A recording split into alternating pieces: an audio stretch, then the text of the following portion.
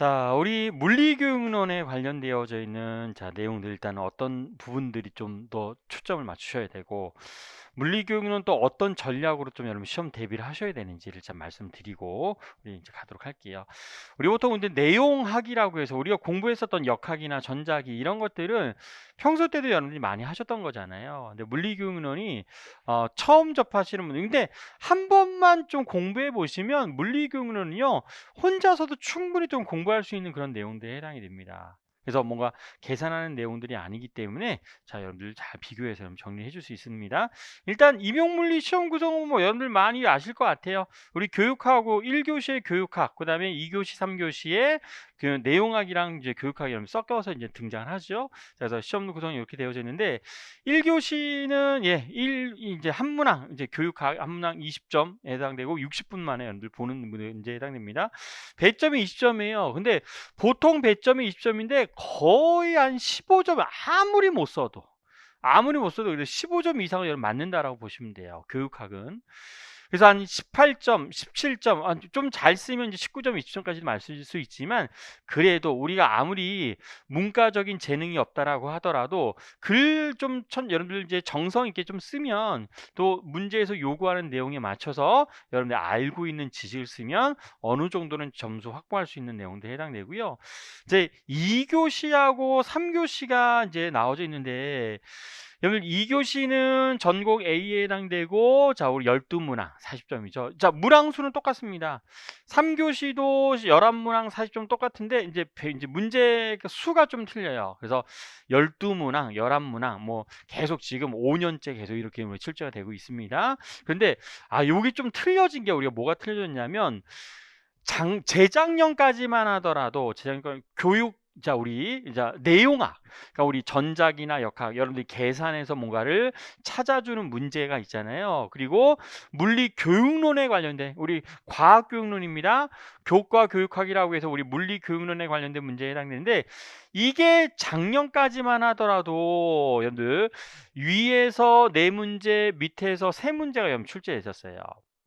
3문제, 4문제. 그래서 배점이 총 얼마로 이루어져 있냐면 우리 내용은 우리 배점은 똑같아요.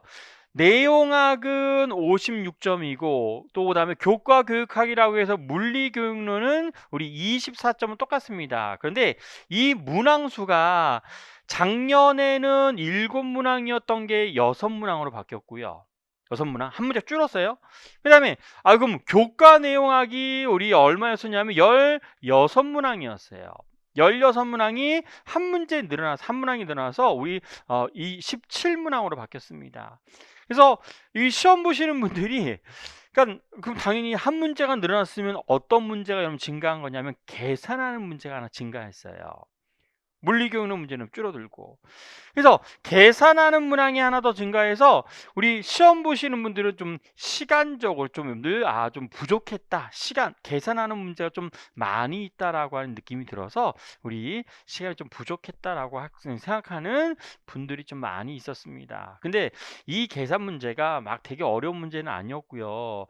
우리 아까 우리 이제 역학 시간에도 풀어봤듯이 1번 문제처럼 우리 운동량 충격량에 관련된 문제, 뭐 전자기에 관련된 문제 이런 문제들이 하나만 더 등장을 해서 우리 교과 내용학에 관련된 내용이 한 문제 많아지고 물리교육론에 관련된 한 문제 줄어들었는데 2점짜리 문제가 없어졌어요. 그래서 물리교육론 문제는 6문항이 다 4점짜리 문제입니다.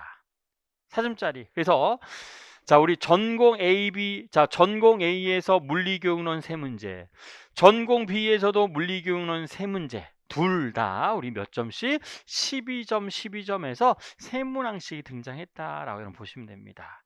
그래서 다 4점짜리. 그러니까 예전에는 2점짜리도 있었거든요. 2점짜리가 2개로 나눠져서. 근데 2점짜리 이제 빠지고 4점짜리 6문항. 그 다음에 교과 내용학은 16문항, 얘는 2점짜리하고 4점짜리 문항이 다 포함되어져 있습니다. 라고 여러분 보시면 됩니다. 자, 그래서 우리 총 배점이 얼마예요? 저 20점하고 40점, 40점이니까 100점에 해당되잖아요. 근데 여기서 우리가 좀 짚고 넘어가야 될 거는 보통 우리가 합격선이라고 하는 거 잠깐 좀 전략적으로 얘기하자면 합격선이라고 하면 물론 이제 문항이 자 난이도에 따라서 합격선은 좀 달라집니다.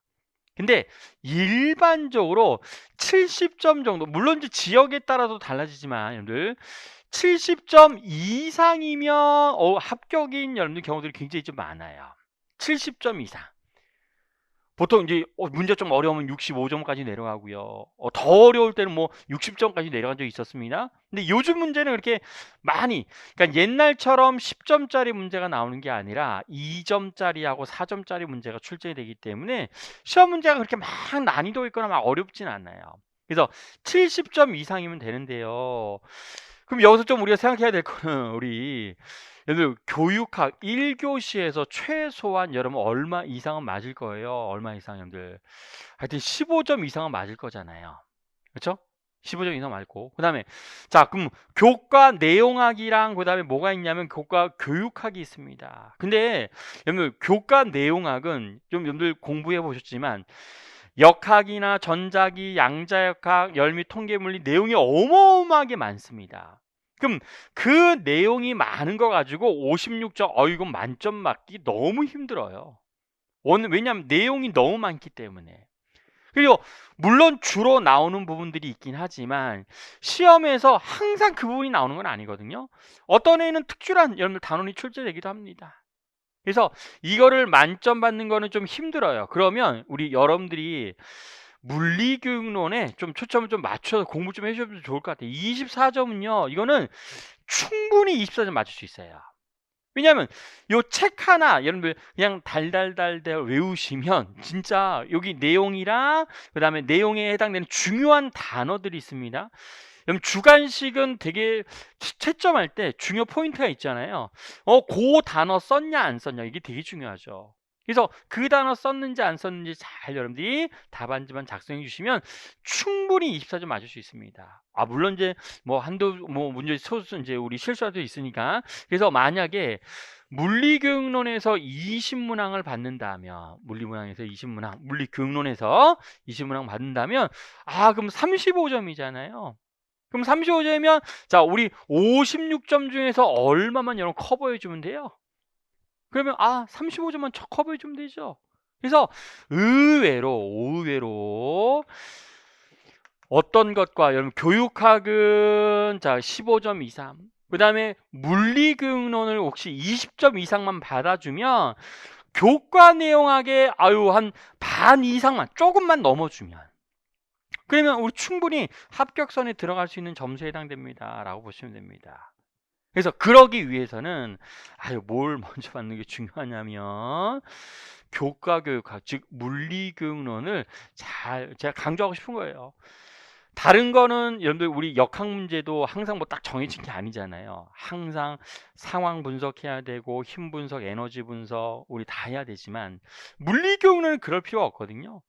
물론 이제 지문이 좀 길고 그 상황을 파악하는 것들은 연습을 해야 되지만 근데 훨씬 또 정형화되어져 있습니다. 그래서 자, 교육과 교육학 물리교육론에서 20점만 여러분들이 우리가 맞아주면 그럼 내용학에서는 한 35점 정도만, 자, 요 정도 이상만 여러분 맞아주면 여러분들 합격선에 충분히 들어갈 수 있습니다라고 여러분 보시면 돼요. 그렇죠. 그래서 차근차근히 공부하시면서 준비해 주시면은 물론 이렇게 말은 쉽죠. 말은 쉬운데 요 점수에 도달하기 위해서는 많이 좀 노력을 해 주셔야 될 것 중에 하나입니다 라고 보시면 되겠습니다. 자, 그래서 재작년과 작년의 가장 큰 차이점은 뭐 특별한 거 없습니다. 물리교육론 문제 하나 줄었고요. 우리 내용 우리 계산하는 문제가 한 문제 증가했습니다 라는 것들로 매기시면 돼요. 그래서 2, 3교시 시험 문제 구성은 자 이렇게 우리 되어져 있습니다. 그래서 크게 세 가지로 나누면 물리교육론, 우리 전공, 그 다음에 일반 물리학 2교시하고 3교시만 우리는 준비하는 거니까. 근데 자 여기 한 우리 30%를 차지합니다. 전공이랑 일반 물리학의 비율 정도까지는 좀 여러분 보시면 돼요. 근데 전체적으로 비슷하죠? 비슷합니다. 근데 제가 강조드리고 싶은 거는 자 물리교육론 잘 좀 여러분 준비해 주세요. 24점. 일곱 문항 아니에요. 여섯 문항입니다. 여섯 문항에 해당되고, 자, 이 문제 한 문제 더 증가했어요. 이게 8문항 정도로 이렇게 증가했는데, 여섯 문항 24점이에요. 24점만 잘 좀들 체크해 주시면, 뭐, 특별하게 뭐 다른 게 나올 게 별로 없어요. 물리교육론은 항상 그냥 배웠던 내용들이 등장하기 때문에 정리 좀 해주시면 제일 내용들이 해당이 될 것 같습니다. 그래서 전체적으로 2교시, 3교시는 자 이렇게 나눠서 구별해 줄 수도 있고요. 또 우리 과목별 비율이라고 했는데 자 뭐 이런 것도 그냥 참고해 주시면 좋을 것 같아요. 자, 전체 여하간 강조하지만 우리 일반 역학, 그러니까 역학이랑 전자기에서 많이 나온다라고 하지만 우리 과목별로 보면 누가 제일 많이 나와요? 물리교육론이 제일 많이 나옵니다. 여러분 역학에서 6문제 안 나와요. 24점 100점 아닙니다. 전자기도 24점 100점 아니에요. 두 개 합치면 물리교육론은 비슷해요. 그래서 물리교육론은 여러분 잘 강조하고 싶은 거는 물리교육론은 꼭 좀 성실하게 잘 준비해서 가시면 좋을 것 같습니다. 라는 거예요. 그렇죠. 자, 이런 내용들 그냥 참고해서 보시면 좋을 것 같고, 이제 요게 중요해요. 자, 물리교육론은 크게 6가지로 좀 나누요. 물론 6가지 또는 5가지의 장으로 나누기도 한데, 자, 첫 번째는 우리 과학 철학과 과학의 본성이에요. 과학 철학. 이제 요게 내용이 좀 생소합니다. 요거는 우리 물리교육론은 교육학이랑 겹치는 부분이 굉장히 많아요.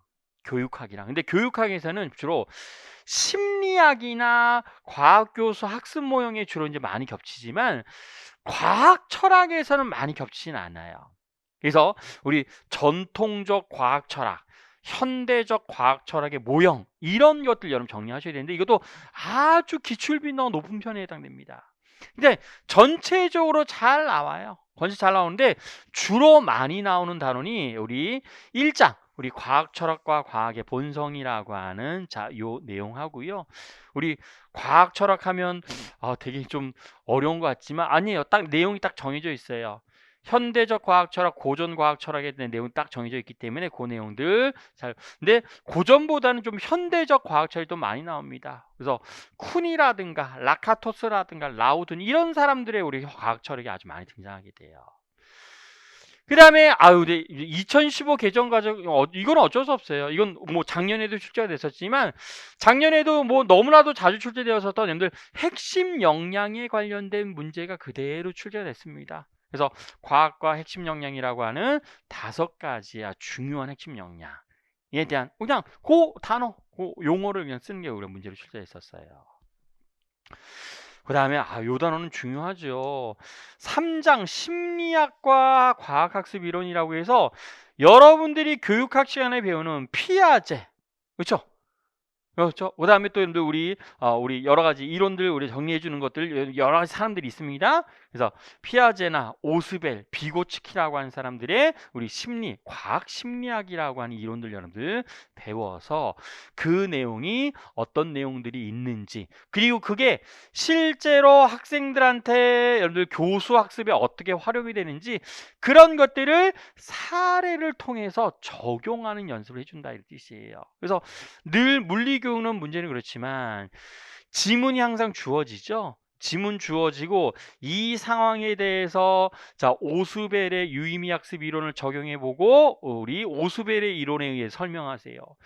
비고츠키의 사회문화적 이론을 이용해서 설명하세요. 근데 요즘은 뭐 설명하세요는 아니고 그런 것들에 대한 중요한 여러분들 개념 뭐 이런 것들을 활용해서 뭔가를 이제 얘기해야 되는 그런 것들이 주로 많이 출제되고요. 아이고, 여러분 요거는 2개가 여러분 합쳐도 돼요. 거의 2개가 여러분 세트로 나옵니다. 자, 4장은 우리 이제 과학 교수 학습 모형이라 수업 모형이에요. 수업 모형. 그래서 순환 학습 모형, 그 다음에 뭐 우리 여러 가지 관찰 학습, 실험 학습 모형, 뭐 여러 등등등 여러 가지 학습 모형이 등장합니다. 자, 그럼 그런 것들과 그때 사용이 되는 우리 과학 학습 전략 도구, 뭐 비유라든가 뭐 여러 가지 설명들 뭐 이런 것들이 같이 등장해서 이 2가지가 보통 여러분들 한 세트로 같이 많이 나오게 돼요. 그래서 요 두 가지예요. 요 2가지. 요 2가지가 하나의 세트로 해서 여러분들 우리 수업 모형에 대한 내용들이 항상 등장하고 선생님이 학생들한테 가르치는 어떤 내용을 가르칠 때의 상황을 또 주어진 다음에 이 상황에서 학생들이 가질 수 있는 오개념이 뭐겠습니까? 그럼 그걸 또 늘 우리 수정하기 위해서는 어떤 학습 모형이 적절하겠습니까? 라고 하는 스토리들이 같이 좀 등장한다 이런 뜻이에요. 그래서 자 비유라든가 여러 가지 여러분들 시범 실험 뭐 여러분들 사고 실험 뭐 이런 것들도 다 여기 안에서 포함되는 내용들에 해당되는구나라고 보시면 돼요. 자 평가는 근데 이 과학교육 평가라고 하는 거는 우리 학생들이 우리 과학 수업을 들을 때 실험 평가라든가 또는 학습 평가, 수업 평가 같은 것들에 대한 특징들을 얘기하는데 그렇게 여러분들 우리 특별한 내용은 없습니다. 중요한 거는 여러분들이 잘 보셔야 될 거는 과학 철학 1장 되게 중요하고요. 3장하고 4장에 해당되는 내용들 연결해서 자, 이것도 마찬가지지만 우리 역학에서나 우리 내용학에서 공부하는 거나 마찬가지지만 하나하나씩 좀 차근차근 좀 공부해서 정리해 주시면은 여러분 문제 푸는 거 결국엔 또 여러분 문제를 풀어야 되니까 그렇죠. 내용만 공부해서는 아무런 의미가 없습니다. 그래서 여기 있는 내용들을 잘 정리하시고요. 그런 것들이 각각의 상황에 어떻게 우리 적용되는지 그런 것들 여러분 연습한다라고 보시면 돼요. 그래서 내용만 하나 판단해 주시면 우리 역학이나 전자기도 마찬가지잖아요. 우리 기본적인 공식이나 내용을 알고 있으면 그런 것들이 각 상황에 대해서 적용하는 것들 연습하는 거잖아요. 그럼 물리 교육론도 마찬가지입니다.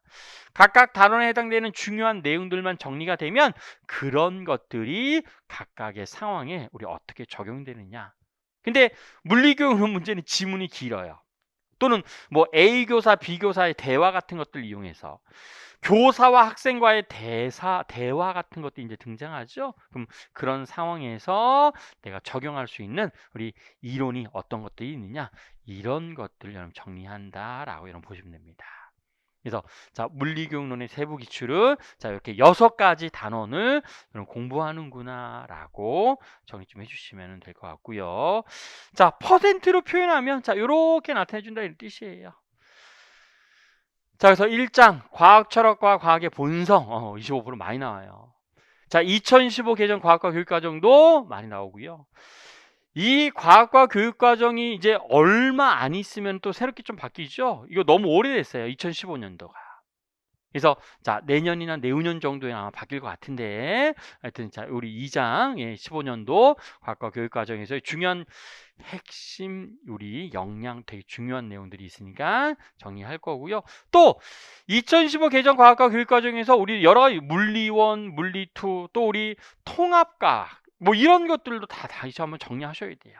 왜냐하면 거기 안에 표현되어져 있는 용어들이 시험 문제에 출제가 되기 때문에 자 우리 2015 개정 과학과 교육과정에서 나온 우리 각 과목별에서 중요한 우리 정의 영역 이런 것들도 정리하셔야 되고 자 심리학 중요하고요.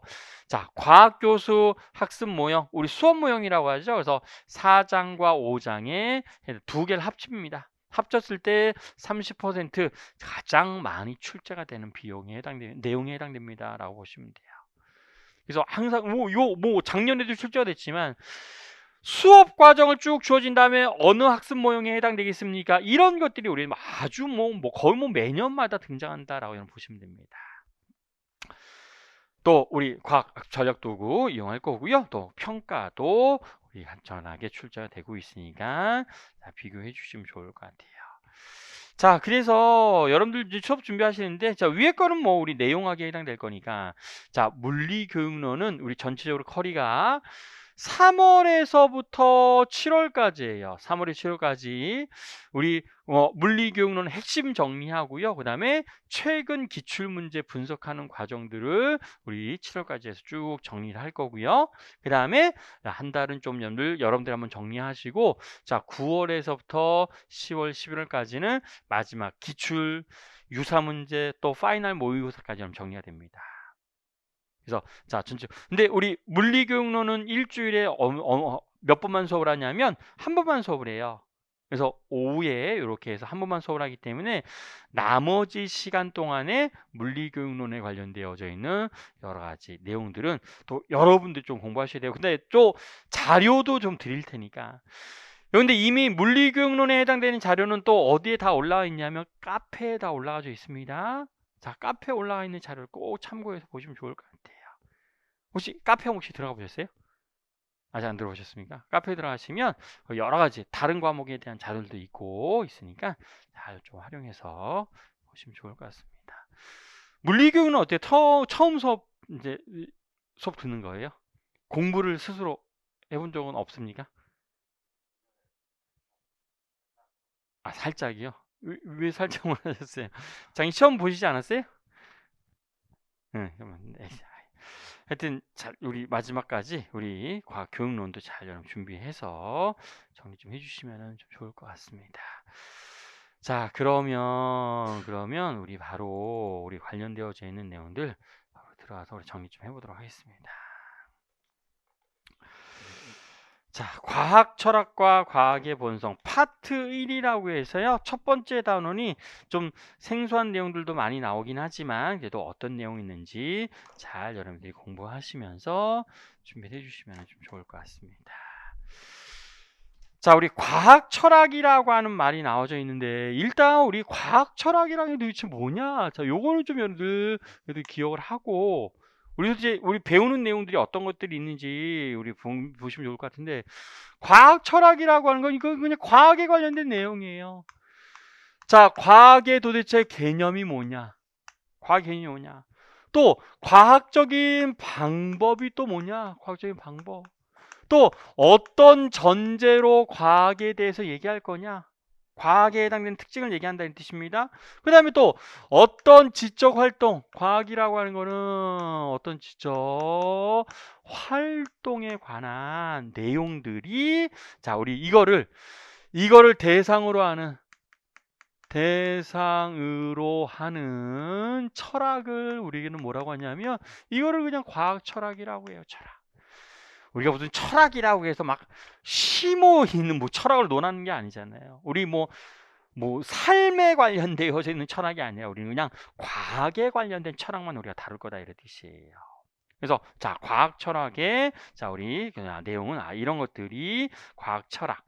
이런 것들을 대상으로 하는 철학을 우리가 과학 철학이라고 하는 거고 그냥 과학에 관련되어져 있는 내용들 이걸 과학 철학이라고 한다 이 뜻입니다. 그 밑에 우리 요 파트 1 안에 어떤 내용들 이제 배울 거냐 이걸 여러분 정리해 주시면 돼요. 이것도 이제 여러 가지 나누는데 자, 일단 쭉 좀 갈 거예요. 쭉 보니까 자, 첫 번째 자, 과학 철학과 1장에 관련되어져 있는 내용들 이렇게 챕터별로 좀 나눠 놨어요. 그러면 자, 일단 과학 철학의 본성.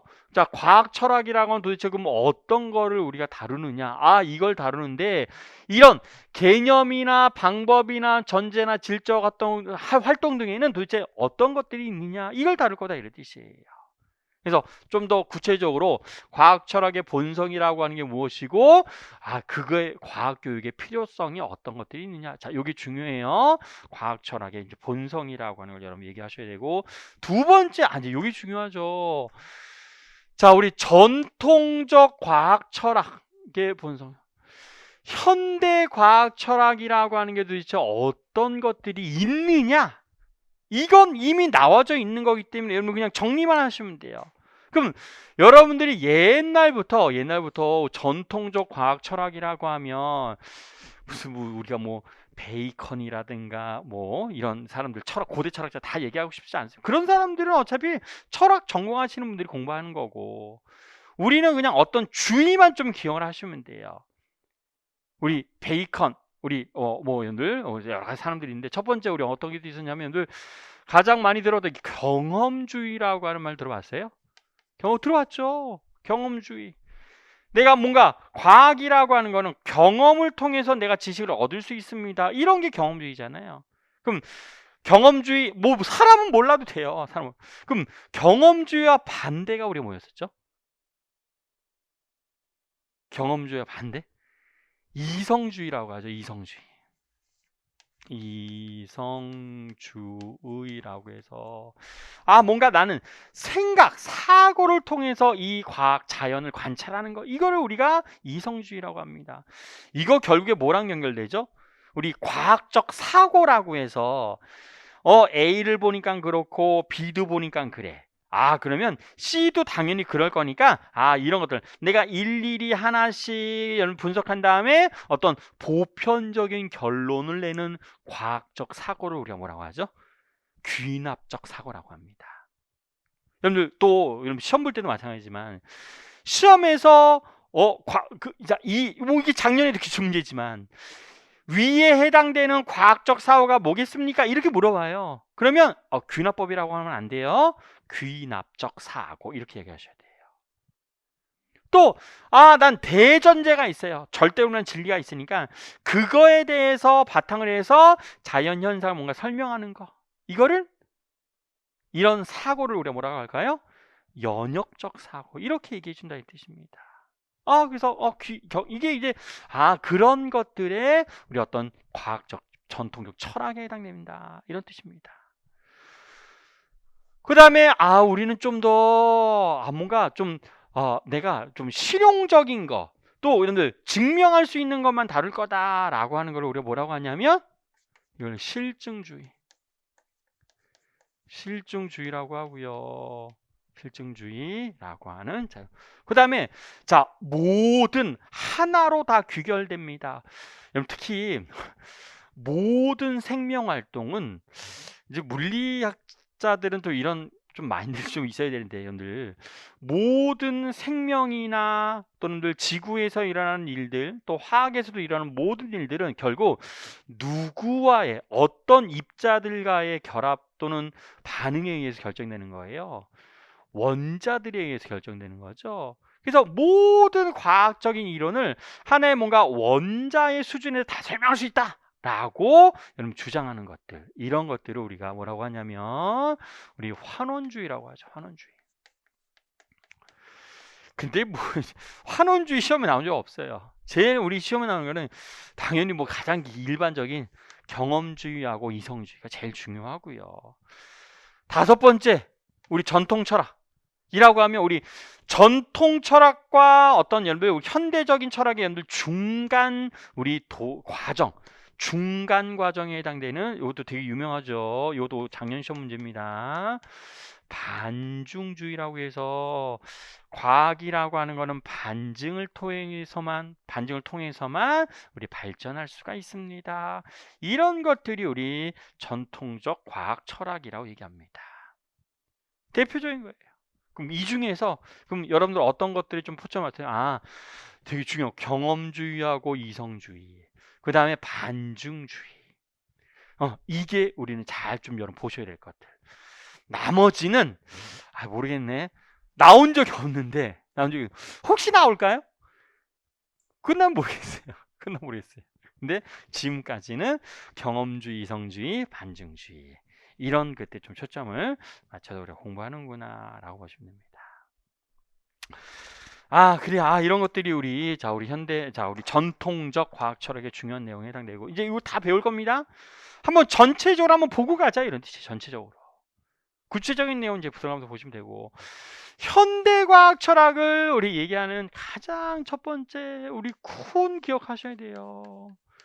쿤은 우리 쿤의 이건 거의 매년 나옵니다.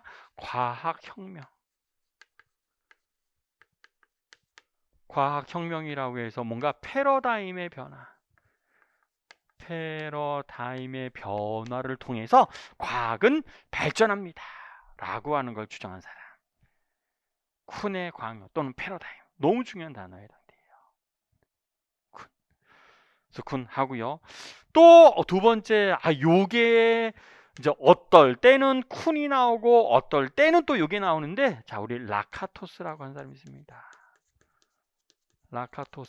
라카토스의 연구 프로그램이 있어요. 연구 프로그램이 있어서 내용은 이래요.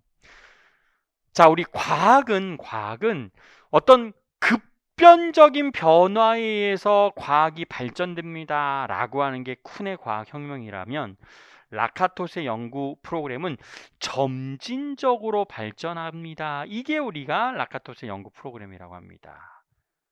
우리 이 과학 철학이라고 하는 건 다 과학의 발전 과정을 여러분 보면서 과학이 어떻게 어떤 과정을 통해서 발전하는지를 나타내 주는 걸 우리가 과학 철학이라고 하는데, 전통적 과학 철학과 현대적 과학 철학의 좀 차이점을 여러분 기억하셔야 되고요. 이때 라카토스 나중에 우리 다 자세하게 들어갈 거예요. 그럼 쿠는 과학혁명, 패러다임, 이게 중요한 단어면, 우리 라카토스는 어떤 게 중요한 단어냐면, 자, 이게 중요한 단어예요. 그러니까 시험 문제도 견고한 핵도 우리 보호대 이런 것들이 주요 단어에 해당됩니다. 그래서 아주 견고한 어떤 여러분들 과학적인 사실을 또는 과학적인 이론을 보호대가 보호한다라는 건데, 작년에 나왔던 문제는 우리 라카토스의 연구 프로그램의 입장에서 우리 설명하세요라고 했을 때 요 보호대가 우리가 등장해서 우리 사용되는 상황들을 쓰는 문제, 이게 우리 작년에 나왔던 문제에 해당돼요. 그러니까 여러분 이런 거잖아요. 선생님이랑 학생이랑 막 이제 대화를 합니다. 그럼 이제 학생이 어떤 오개념을 가질 수 있죠. 학생. 우리 이제 나중에도 참 많이 얘기 많이 할 거지만, 우리 전기회로는 어디에 많이 비유해요? 전기회로는 펌프와, 그렇죠? 뭔가 여러분들 우리 뭐 수도관, 그렇죠? 그다음에 밸브, 물레방아는 또 전기 막 비교하잖아요. 그럼 자, 그런 것들을 설명할 때 우리 학생들이 오개념을 가질 수 있습니다. 근데 학생들의 오개념이 뭔가 견고한 해결, 나는 그 이론을 버리고 싶지 않아. 그래서 학생들이 자기 스스로 내 오개념을 지키기 위해서 뭔가 커버하는 거예요. 그러니까 선생님이 가르쳐줘서 내가 그걸 보호하는 그런 상황들이 아주 자주 등장합니다. 그럼 그런 거를 라카토스의 연구 프로그램 입장에서 설명하세요. 이런 것들이 출제가 된다, 이런 뜻이에요. 그래서 쿤의 과학혁명, 라카토스의 연구 프로그램, 자, 이런 것들이 등장하게 되고, 그 다음에 자, 요건 뭐 거의 안 나왔어요. 라우든이라고 하는 사람, 라우든의, 자, 이건 연구 전통이라고 하는 게 있습니다. 그래서 라우든의 연구 전통은 우리 이 두 가지의 우리 장점을 이용해서 나온 이론에 해당되는데, 여기서 제일 중요한 거예요. 쿤하고 라카토스는 참 너무 중요하게 우리 많이 나온 내용 중 하나입니다. 그래서 이런 것들을 좀 초점 맞춰서 공부할 거고.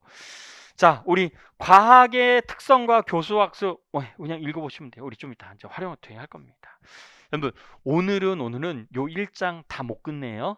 1장. 왜냐하면 내용도 많은데 우리 계속 나가면서 기출 문제를 내가 우리 중간중간에 계속 풀어볼 거예요.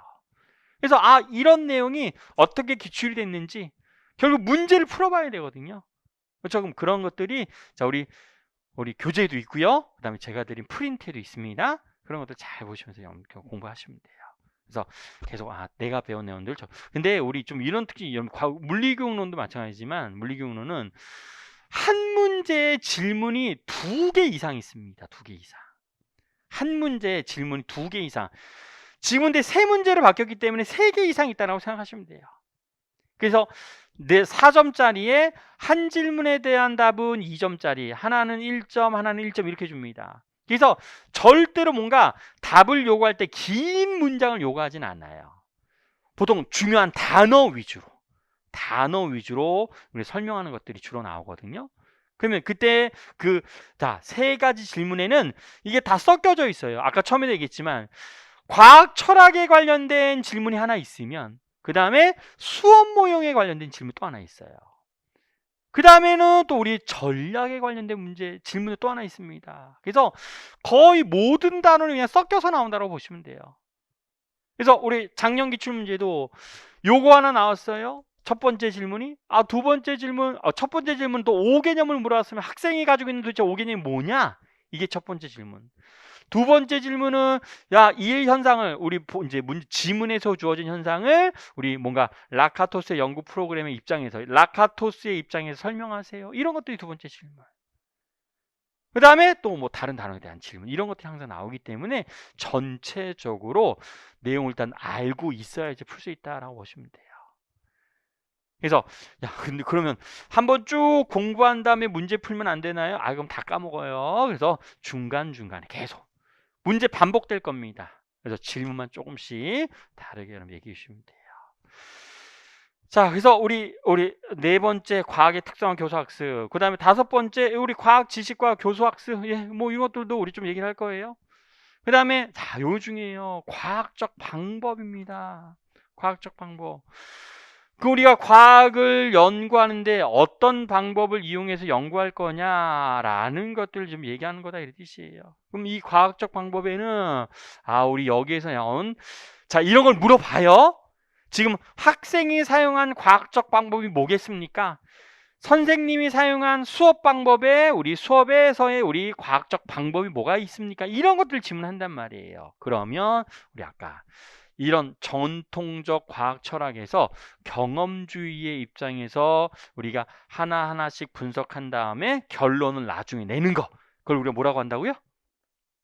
무슨 법? 귀납법이라고 한다고요. 귀납법. 상대성 이론에 대한 먼저 내용을 정리한 다음에 그거를 상황에 대해서 적용하는 거. 대전제가 있고요. 그럼 그거를 우리 아주 간단한 상황에 적용하는, 구체적인 상황에 적용하는 걸 우리가 뭐라고 해요? 연역법. 이제 여러분 단어들은 이제 잘 기억하셔야 돼요. 지금 여러분들 이제 맨날 문자하고 숫자만 익숙하다가 이제 이런 것들, 근데 이런 거 배우면 좀 약간 좀 재밌어지기도 합니다. 여러분 인문학이 또 나름대로 좀 매력이 있는 것 같아요. 저도 나이 들다 보니까 인문학이 좀 재밌는 것 같아요. 물론 숫자 계산하는 거야 이제 물리 어차피 하는 거지만, 그런 것들이 여러분 여러 가지 과학 교양 서적도 되게 많이 읽고 있으니까 그런 것도 한번 읽어보시면 재미있습니다. 자, 두 가지를 섞었어요. 귀납법의 장점, 연역법의 우리 장점. 근데 이것도 되게 중요해요. 귀납법의 단점, 연역법의 단점, 이런 것도 여러 번 출제됐습니다. 자, 그럼 두 가지의 강점, 단점, 그러니까 장점만 가지고 만든 이론이 우리가 뭐라고 하죠, 여러분들? 가설. 우리 두 가지를 섞었어요. 귀납법과 자, 이런 걸 섞은 걸 우리가 뭐라고 하냐? 가설 연역법이라고 합니다. 가설 연역법이라고 하는 것들. 자, 근데 이거를 우리 여기 안에 이제 우리 나중에 좀 구체적으로 비교할 건데, 귀추법이라고 하는 것도 여기에 해당이 돼요. 귀추법이라고 하는 거. 귀추법, 이것도 우리 은근히 되게 수업 시간에 교사가 굉장히 많이 쓰이는 방법 중에 하나에 해당되고, 기출도 그동안 무지막지하게 많이 나왔어요. 이거 작년에도 출제가 됐었던 우리 내용에 해당됩니다. 귀추법 많이 해당이 됩니다. 이거 어떤 거 정확한 개념을 잘 가지고 가시면 좋을 것 같아요. 내가 지난 시간에 중력장을 공부했어요. 근데 새롭게 이제 전기장을 공부해야 되는데, 전기장이 눈에 안 보이고 내가 막 다 와 닿지 않잖아요. 그러면 그럼 여러분들이 경험할 수 있는 중력장에다가 비교를 하는 거예요. 그러니까 예전에 배웠던 경험과 지식을 새로운 개념에 적용하는 거, 비교하면서 내가 공부하는 거, 이걸 우리가 귀추법이라고 합니다. 귀추법에서 정말 아주 뭔가 새로운 거를 배울 때는 굉장히 많이 쓰이는 방법 중에 하나, 가설 연역법 중에 귀추법에 해당되는 스토리가 여기 포함되어져 있습니다. 그래서 귀추법에 해당되는 특징들을 좀 얘기할 수 있고요. 자, 그 다음에 뭐 확증법, 입증법, 뭐 반증법 이런 것들이 있는데 중요한 내용은 요 세 가지예요. 세 가지. 귀납법이랑 그 다음에 연역법이랑 그 다음에 가설 연역법 안에 이제 귀추법. 그래서 자, 이것도 마찬가지. 지문에서 만약에 뭘 물어보면 과학적 방법이 뭐겠습니까? 이렇게 물어보잖아요. 그러면 귀납법, 연역법, 가설 연역법 주로 이 셋 중에 하나예요. 셋 중에 하나. 반증법 나온 적 없습니다. 확증법 나온 거 없어요. 이렇게 해서 얘기해 주시면 돼요. 자, 그 다음에는 자, 우리 과학세와 뭐 STS는 나중에 수업 모형에서 훨씬 더 많이 사용할 거고요. 자, 이것도 어렵진 않은데 우리 STS는 우리 SDS 수업 모형에서 우리 순서를 또 여러분 잘 좀 외우셔야 되는데요. 외울 것들이 많이 있습니다. 어차피 물리교육은 여러분 다 외우셔야 돼요. 그럼 우리 STS 과학 사회 우리에 관련되어져 있는 학습 모형을 우리 STS라고 하는데 여러분들 우리 그 말 좀 들어봤어요? 처음 이제 선생님이 뭔가 원자력 발전소와 환경에 관련된 내용들, 지역 주민들과의 뭔가 문제를 해결하기 위해서 얘기할 때 가장 첫 번째 하는 게 우리가 뭐가 있냐면 우리 문제로의 초대 단계 뭐 이런 것들이 있습니다. 그래서 그런 단계들이 우리 이제 등장해서 이 단계는 뭐겠습니까? 이런 것들을 질문하게 된다 이 뜻이에요. 그래서 나오게 되고 우리 과학적 사고 우리 중요하죠. 과학적 사고 똑같아요. 그럼 과학적 방법을 물어보면 귀납법, 연역법, 가설연역법 이렇게 얘기해야 되지만 귀추법 이렇게 얘기해야 되지만 과학적 사고로 물어보면 뭐라고 얘기해 주면 돼요? 귀납적 사고, 연역적 사고, 가설연역적 사고, 귀추적 사고 이렇게 여러분 얘기해야 된다고요. 그래서 이런 거는 우리 귀납적 사고, 그 다음에 연역적 사고, 자 가설 연역적 사고, 그 다음에 귀추적 사고. 자, 이런 식으로 여러분 대답을 해주면 된다 이 뜻이에요. 그래서 우리 과학적 사고에 대한 것도 얘기할 수 있고요. 그 다음에 이것도 매년 또 나와요. 우리 탐구라고 해서 우리 탐구를 하는 방법이라고 해서 두 가지가 있습니다. 우리 기초 탐구 과정,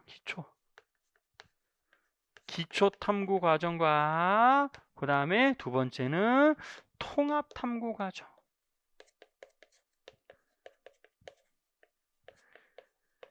자, 이건 뭐 거의 뭐 매년 나오는 그냥 내용에 해당되는구나라고 보시면 돼요. 그래서 기초 탐구 과정은 우리 나중에 정리할 텐데 우리 관찰, 분류, 그렇죠? 비교 뭐 이런 것들이 다 여기에 해당됩니다. 통합적 탐구 과정, 통합 탐구 과정은 우리 문제 인식, 가설의 설정, 자료 변환, 작년 자료 변환 나왔습니다. 자료 변환. 우리 어떤 실험 결과를 뭘로 바꿔주는 거를 자료 변환이라고 하냐면 그래프나 그림으로 바꿔주는 거 자료 변환이라고 하죠. 좀 이해하기 쉽도록. 자, 결론 도출 뭐 이런 것들을 통합 과정이라고 해요. 통합적. 자, 그럼 이런 것들이 요 1장 안에 다 포함되어 있고 어마어마하게 내용 많습니다. 그럼 1장도 전체적으로 다 여러분들이 보시면서 전체적인 내용은 이런 것들을 주로 공부하는구나 라고 여러분 보시면 돼요. 그래서 각 이제 세부 사항으로 들어가서 어떤 내용이 있는지 살펴보면서 우리 정리를 좀 해보도록 하겠습니다.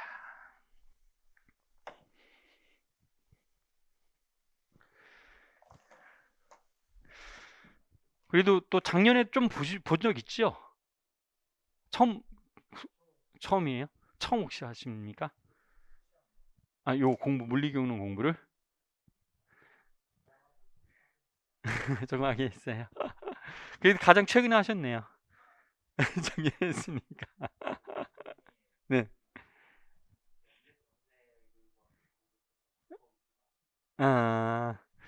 그럼 좀 일반성이 좀 떨어질 수 있네요.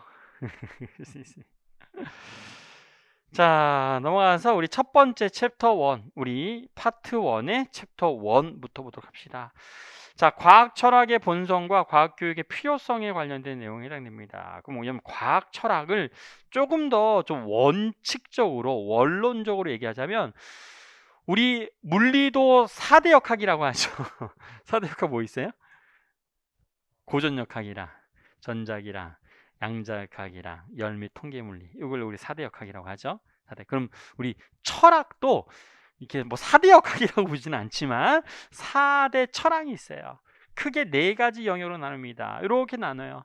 인식론과 형이상학, 윤리학, 논리학 이렇게 우리 나누는 과정들이 있습니다. 이렇게 4가지로. 특히 이 중에서 얘네 둘만 인식론이랑 형이상학만 이걸 철학의 2대 부분이라고 따로 얘기도 해요. 근데 크게 나누면 자, 2개 나누기도 하지만 자, 4가지로 자, 이렇게 우리 나누기도 합니다. 그러면 우리 어떤 것들 인식론이라고 하는 걸 간단히 얘기하면 인식론은요. 과학 지식의 인식론은 자, 이런 얘기예요. 인식론은 과학 지식의 지식의 자, 근거와 우리가 뭘 따지냐면 우리 본성이라고 얘기합니다. 근거와 본성. 우리는 과학에 관련된 걸 얘기할 거니까. 그러니까 인식론 도대체 어떻게 아느냐? 내가 아는 게 맞냐 틀리냐가 아니라 내가 도대체 어떻게 알 수 있느냐를 나타내 주는 거다 이런 뜻입니다. 그랬을 때 여기에서 나온 대표적인 게 우리는 경험을 통해서만 알 수 있습니다. 이걸 경험론이라고 하고요. 나는 이성적인 생각을 통해서만 알 수 있습니다. 이런 걸 우리는 이성론이라고 여러분 얘기한다는 뜻이에요. 내가 도대체 어떻게 아느냐라는 것들. 또 우리 형이상학은 이건 정말 지금 우리 뭐 주변에도 많이 써요. 형이상학이라는 말 참 많이 씁니다. 그렇죠? 도대체 궁극적으로 과학이라고 하는 게 뭐냐 이거예요. 그래서 자연 세계의 궁극적 근거, 자연 세계의 궁극적 존재 또는 우리 궁극적 근거 또는 여러분 존재에 해당되는구나 라고 얘기해 주면 돼요. 그래서 실제로 내가 만질 수 있어야지 물질이 존재하는 거야 라는 거를 우리는 뭐라고 하냐면 유물론이라고 해요. 유물론. 내가 실제로 만져야 존재합니다. 아니야, 내가 뭔가 의미를 주어야지만 그게 존재하는구나 라고 하는 우리 내용을 우리가 관념론이라고 합니다. 유물론 관념론. 시험 문제는 안 나오는 거, 시험 문제는 안 나와요. 그렇죠? 이런 건 안 나옵니다. 그냥 철학이라고 하는 게 어떤 것들이 있는지 이런 것만 좀 구별해 주면 돼요. 그 다음에 뭐 윤리학은 당연히 인간 우리 어떤 규범, 인간의 규범에 관련된 내용이 우리가 우리 윤리학이라고 얘기하죠. 인간의 행위에 대한 규범이다. 근데 우리 규범은 또 2가지로 또 나누는데 어떤 절대적인 규칙이 있습니다. 기준이 있어서 이거면 선이고 이거면 악이야.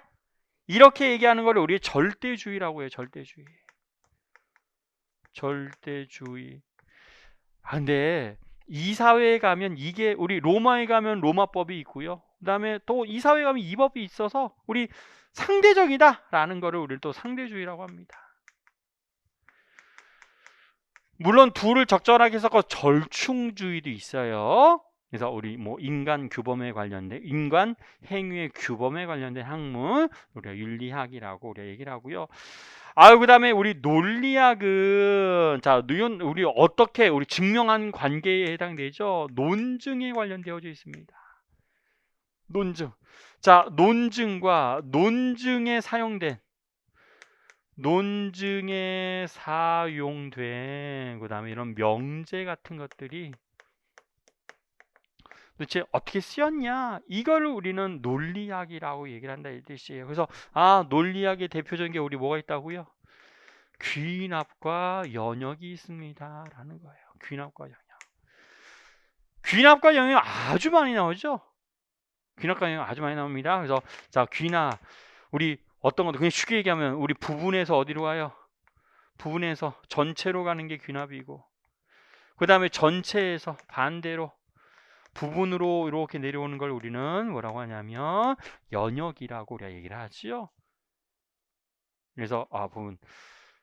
그래서 구체적 사실에서부터 어떤 최종적인 결론에 이르는 거, 일반화 규칙성을 나타내 주는 게 귀납법. 연역법은 뭐가 있어요? 대전제 있습니다. 우리 보통 3단 논법이라고 하는 게 어디에 해당돼요? 우리 소크라테스, 사람은 죽는다. 소크라테스는 사람입니다. 소크라테스는 죽습니다. 이게 우리는 연역법에 해당된다는 뜻입니다. 그렇죠? 3단 논법으로 많이 사용되는.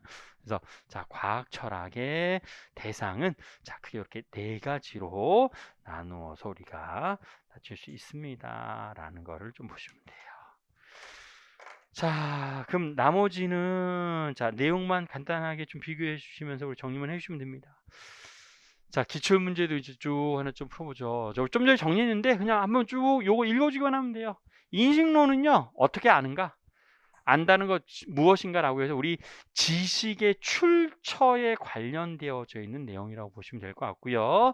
이때 자, 우리 경험론과 이성론을 나누는데요. 감각, 증거, 귀납 이런 것들이 경험론에서 중요한 여러분 개념이라면 이성론은 마음, 추론, 뭔가 연역적인 방법이 있습니다. 자, 두 가지를 모두 섞어서 우리 과학적 방법론이라고 그냥 얘기를 하기도 합니다. 네, 과학적 방법론이 나오진 않고요. 경험주의냐, 이성주의냐, 또는 귀납법이냐, 연역법이냐라고 하는 것들이 등장한다라고 보시면 되고, 자, 형이상학은 자 무엇이 본질인가를 우리는 형이상학이라고 얘기했었고요. 형이상학은 자 유물론과 관념론 이 두 가지로 나온다라고 했었죠. 그래서 이원론에 해당되는 특징들이 형이상. 요거는 그냥 간단하게 좀 보시면 돼요. 이게 뭐 크게 중요한 내용은 아니기 때문에. 자, 논리학. 요거는 우리 논리적 추론. 2020년대에 올해 출제가 됐었습니다. 그래서 주의 두 가지. 자, 귀납적 추리, 연역적 추리. 일이 많아요. 귀납적 방법, 연역적 방법, 귀납적 사고, 연역적 사고 이런 것들이 다 답이 될 수 있습니다. 문제에서 요구하는 걸 잘 찾아주면 돼요. 그래서 부분에서 전체, 그 다음에 특수에서 일반, 개체에서 부편. 대전제에서 작은 소전제로 결론이 도출되는 것들이 우리 연역적 추리에 해당되는구나 라는 것들로 비교해 주시면 돼요. 자, 인간 행위의 규범에 관련된 문제가 우리 윤리학이었었고요. 상대주의와 절대주의. 그 다음에 절충주의 또는 상황주의라고 합니다. 상황에 따라서 윤리라고 하는 것은 절대윤리라고 하는 건 존재하지 않습니다. 라는 거를 우리가 얘기를 해줄 수 있는 내용들에 해당이 될 거예요.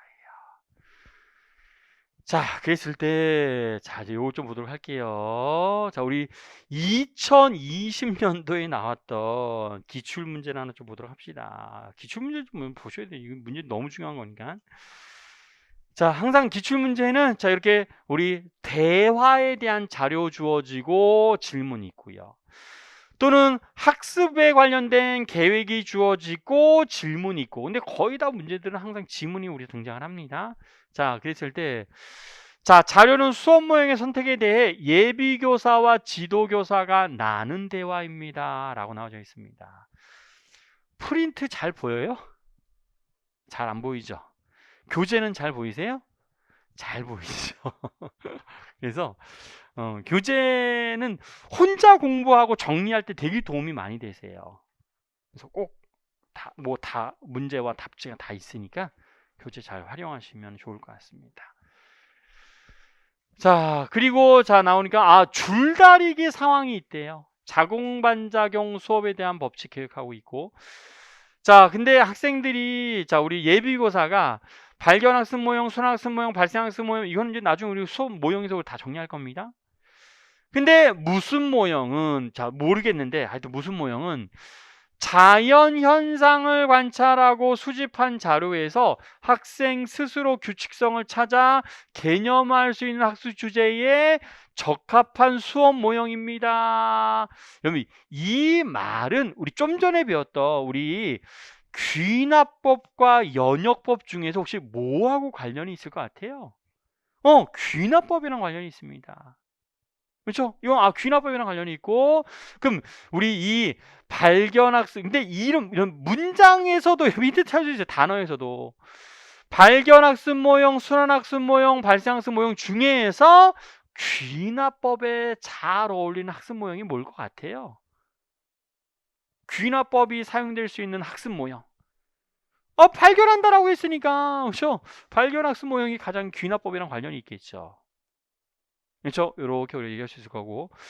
자, 그런데 5개념을 가지고 있습니다. 그런 후에도 작용 반작용, 이건 작용 정말 많이 수업장에 되게 많이 강조하는데 도대체 내가 작용점 좀 잘 찍어주고 그림 그려주라고 하면 진짜 학생이 정말 잘 안 따라하는 경우도 되게 많습니다. 그래서 힘 분석할 때 힘을 표현할 때 작용점 방향, 작용점 방향. A가 B를 당겨요. 작용점 어디 있어야 돼요? B에 있어야 되고 A 방향으로. 그렇죠? 이런 것들을 찾는 게 학생들이 진짜 잘 안 따라하는 것 중에 하나가 됩니다. 그래서 오기가 많대요. 그럼 이 경우에는 교사의 개입 없이 학습 목표 도달하기 위해서 무슨 모형을 일단 제외하는 게 낫습니다. 발견 학습 모형을 일단 제외하는 거예요. 그렇죠? 그런 내용이 쭉 나와져 있고 어쩌고 저쩌고 뭐 이런 쭉 나와져 있습니다. 그럼 얘기하고 싶은 거는 요거 얘기하고 싶어요. 자, 괄호안의 기억이 공통으로 해당되는 수업 모형에서 주로 사용되는 과학적 사고의 유형을 쓰고 기억이 뭐라고 했어요? 발견학습 모형. 얘는 그러면 뭐라? 과학적 사고의 유형을 쓰라고 했으니까 뭐라고 쓰면 돼요? 귀납적 사고 이렇게 쓰면 되겠죠. 이렇게 하는 거라고요. 그 다음에 자, 그러한 사고 유형이 기억의 수업 모형에 적절한 이유를 잘 보고 참고. 이건 잘 모르겠어요. 우리 아직 안 배웠으니까. 자, 두 번째로 할게요. 니은의 공통적으로 해당하는 수업 모형을 쓰고 포스너. 우리 이건 다 안 배웠구나. 우리 요것만 얘기하려고. 과학적 사고. 귀납적 사고에 해당된다 이 뜻입니다. 나머지는 다음 시간에도 배워요. 여러분들 귀납적 사고 설명하는 거 간단하게 쓰면 되고요. 이거 발생학습 모형이거든요. 발생학습 모형. 자, 그리고 우리 포스너의 이게 또 되게 중요한 것 중에 아주 많이 출제되는 것 중에 하나. 학생들이 개념이 변화가 되려면 우리 어떤 조건이 있어야 되겠습니까? 4가지 조건으로 표현한 거를 우리 포스너의 개념 변화 조건이라고 합니다. 여러분들 무거운 물체랑 가벼운 물체랑 누가 먼저 떨어져요? 같이 떨어지잖아요. 그렇죠? 근데 대부분의 학생들은 무거운 게 먼저 떨어지는 걸로 알고 있죠. 그럼 그거를 변화시키려면 일단 이게 저는 가장 중요한 게 불만족이 있어야 돼요. 자기가. 네, 불만족이 없어요, 학생들은. 그래서 불만족 없죠. 내가 그거 알거나 말고 무슨 상관이냐. 근데 이제 공부하려고 하는 학생들은 이제 자기가 알고 있는 개념으로 문제를 못 푸니까 그럼 학생들이 불만족을 가져야 된다는 뜻입니다. 불만족이 있어야 돼요. 그래야지 새로운 개념에 대한 여러분들 받아들일 수 있는 준비가 된다는 뜻입니다. 이해할만 해야 돼요. 이해할만 해야 됩니다. 이해 가능성이라고 해요. 이해 가능성. 그러니까 고등학생들한테 갑자기 라플라스 방정식을 얘기하면 의미가 없어요. 아무런 의미가 없잖아요. 그래서 우리 또 물리는 기본적으로 늘 수학이 좀 베이스가 되셔야 되죠. 수학적인 베이스 없이 물리를 하기에는 조금 많이 힘듭니다. 그래서 그런 것들 이해하면 해야 되고 새 개념이 그럴듯해야 되고 새 개념이 다른 상황에도 잘 유용하게 쓰여야 돼요. 유용성이라고 하는. 자, 이건 나중에 다시 한번 다 정리할 텐데 일단 한 번 듣는 것보다는 여러 번 듣는 게 여러분들 기억에 많이 남을 거예요. 그래서 2002 최근에 나왔던 문제입니다.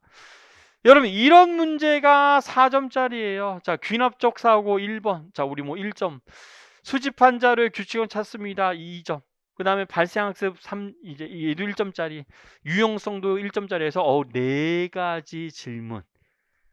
그렇죠? 1점, 1점, 1점, 1점 해서 4점의 답을 찾는 것들이 여러분들이 해주셔야 될 것 중에 하나예요.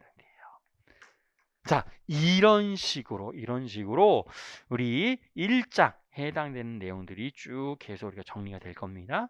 그렇죠? 그래서 여러분들 이제 수업은 이렇게 진행될 텐데 교재도 같이 참고하시면서 미리미리 보시면 너무 도움이 더 많이 되셔요. 그래서 일단은 여기까지 하고 잠시 쉬었던 다음에 우리 과학적 진술의 진리 판단에 대한 내용들 정리하도록 하겠습니다.